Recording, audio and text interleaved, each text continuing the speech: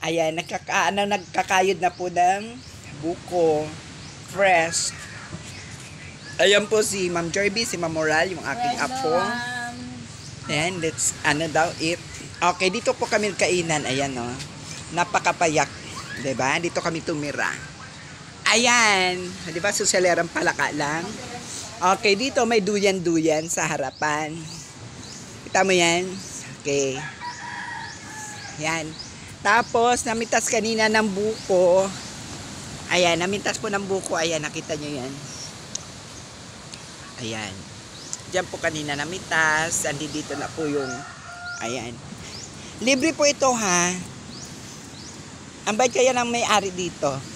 Sabi niya, kuya, magpaano ka lang? Magpakuha ka lang, anli yan. O, diba? Anli buko daw talaga. Ayan. Diba? Okay. So, dito kami ngayon nakatira. Ayan yung aming tinahan. Ayan. Okay. Tapos, tingnan nyo naman. Okay. O, diba? Yung design. Okay. Ayan o, nakita nyo yan? Puro mga tsinelas. Ayan o. O, sige.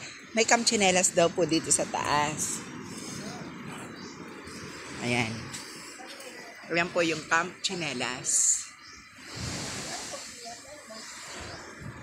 Ayan. Diba? Ganda. Balikan natin yung nagkakayod.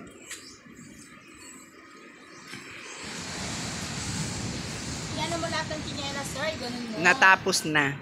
Kaya nga camp tsinelas eh. Fresh from the puno. Hanga ko mag-isip. Bakit? Wala. Bawal ba? Okay, So, so ayan. sinabi mo na yung ano, nung pupunta na, diba? Tinawagan mo pa naman yung